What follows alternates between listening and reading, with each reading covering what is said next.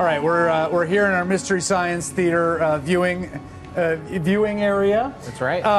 First of all, okay. We stop right there. Actually, keep going. Roll a little further. This shot. Stop it right there. Stop it. Okay. First of all, that shot alone, which appeals to be some massive Imperial vessel in the background, right? Star Destroyer. Star Destroyer, of course. That shot alone is awesomer than anything in the last 3 movies. Yes. That single shot is awesomer than 3 movies so far. And also, what I love about this shot, and then I'll shut up and let you guys talk, what I love about this shot is it just suggests so many things have happened that are important. Yeah. Right? Like that's like the thing about the last 3, aside from all the execution, was that it felt like we were like slogging our way towards this thing we knew, and all of a sudden it's like curtains up on like a new world where new stuff is happening. Right, and really parachuting us in this trailer to like you say, to events in progress that are mysterious and exciting, and what on earth has happened now? And maybe we got there's some there that looks like it's an X-wing. Yes, that's a Rebel X-wing. Yes, thank you. That's a Rebel X-wing there in the foreground. So like they're still fighting. Yeah, an intractable civil war has been raging on for 30 years since the end of Return of the Jedi. Blowing up the second Death Star was only one event that happened in this long context. That's right, and we also don't know what planet we're on. Although it looks we do. We heard at the big unveiling of this today. This is the desert planet Jakku. Oh, Jakku is new. Yeah, Jakku. Makes sense. Not to be confused with Jacques. Okay, keep rolling. Keep rolling. Okay, now we listen. And we all know what that is. Okay, now stop right there. So stop right there. So obviously, now we get this clip of Luke. It appears, right? Yeah. Saying, Force is strong in our family. Few things to note about this. One, it's basically a line from Return of the Jedi. That's right. Right? Where he's talking. It's the line in Return of the Jedi where he reveals that he and Leia are brother and sister. Correct, right? And everyone went, ew. Right, that's right. Because we were all, there's like, there's a will they or won't they kind of vibe here that really happened. Sort of went out the window at that reveal. Right. Then he says, when he, like, oh, no, we can't stop. Here, stop. When he's talking about, so when we saw Darth Vader there, right, he says, my father has it. Which a lot of people are making of. Why the has? Right. Well, it might just be that they're repurposing the audio from the original bit. It might be, or it might mean. I mean, we all thought Vader died. Oh, in Jedi. Vader is dead. Come on. You don't think the present tense means something? You were just talking about how great it is that they're introducing new stuff. It would be such a failure of imagination if J.J. Abrams brought. What do you think? I think Abe is right. I think he's. You think he's they're dead, just repurposing I don't think they're repurposing the audio, but I think they're repurposing the line as a little Easter egg to the super fans, and really, that's what these are about. There's the hand. Now, Oh, stop here. This is very important.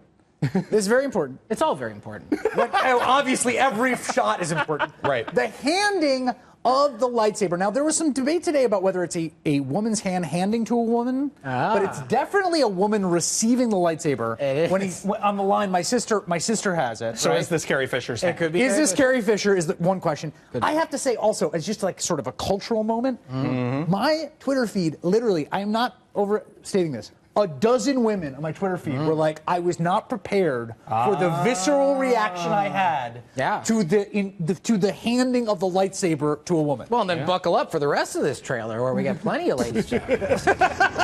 Great. Plenty of lady stuff. Yes. All right, roll forward. He's talking a little more.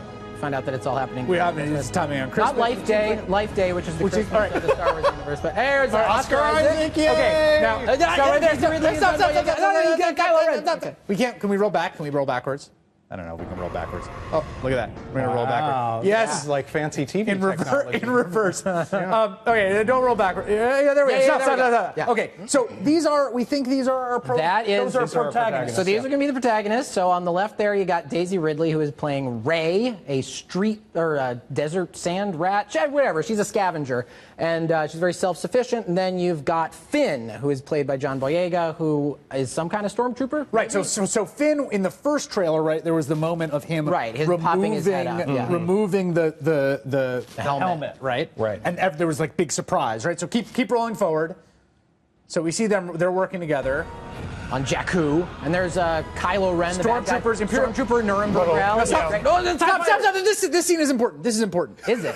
Because it appears that the Empire is attacking their own. If you look at this, it looks. in Oh, this shot, that's a good point. It looks like this is. No, I can't take credit. Segment producer Todd Cole pointed that out to me, so I'm not going to pretend that I noticed this. That they appear to be attacking their own people, their own stormtroopers, which make you think. Yeah. Is there some sort of inside-out plot? Was there a coup attempt? This is like Syria. It's just faction versus faction. It's crazy. Although thankfully, fictional. Continue to roll.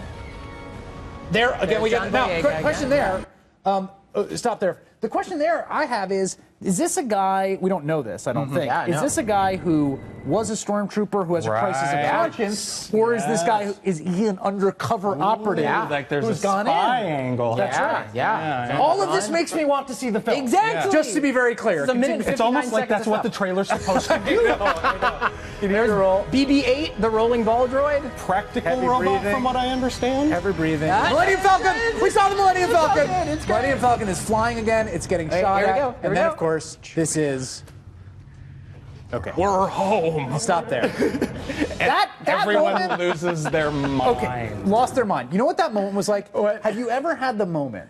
It's a little like Proust in the Madeleine, but have you ever had the moment? Go on. I'm serious. Have you ever had the moment where you smell a perfume or a shampoo that is directly associated with one part of your childhood? Yeah. And the neural effect of nostalgia is overwhelming in a physical sense. Yeah, I think I read that in a book somewhere. The book didn't have any specific odor, so I'm not 100% sure I remember it now. But I seriously had that feeling when I saw that. I Yeah. felt like I was like, I was transported. Han was your guy growing up? We all love. I mean, we all love. Yeah. All right. Well, so here's the thing. I want to talk about the arc of this series and what happened. Oh, yeah. The masterpiece that became this other thing that maybe is going to be a masterpiece again. We will talk all about that after the break. Stick around. I was so into that, I completely blew through a commercial break. Back with Jason Bailey and Abraham Riseman, sorry. No. So, very quickly, why were those last three Star Wars so underwhelming? Why should we hope for better here? Basically, what you have to remember about the prequel trilogy is that first film, Episode 1, was the first film that George Lucas had written or directed since the original Star Wars in 1977. That was 22 years. The Empire, Return of the Jedi were all written and directed by other people with his involvement. Right. But left to his own devices, he's actually a really kind of terrible writer. And most of the good work that he's done was done sort of with the help of others. So we've now swapped him out. What is your feeling about what's coming down the pike and J.J. Abrams? I'm very optimistic because J.J. Abrams is a fan. He grew up watching and he grew up imagining new things that built upon what George Lucas had created rather than, what George Lucas wanted to do with the prequel trilogy, which was just explain everything that he'd been thinking about. So now we get new frontiers because we got new people. And it also is what I loved about just from the trailer is like J.J. Abrams has a sense of scale and scope that I love.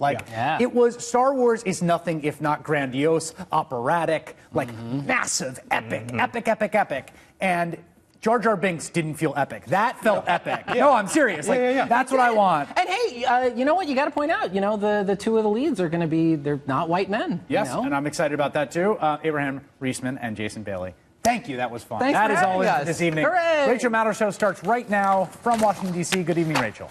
That was not just fun. That was heroic.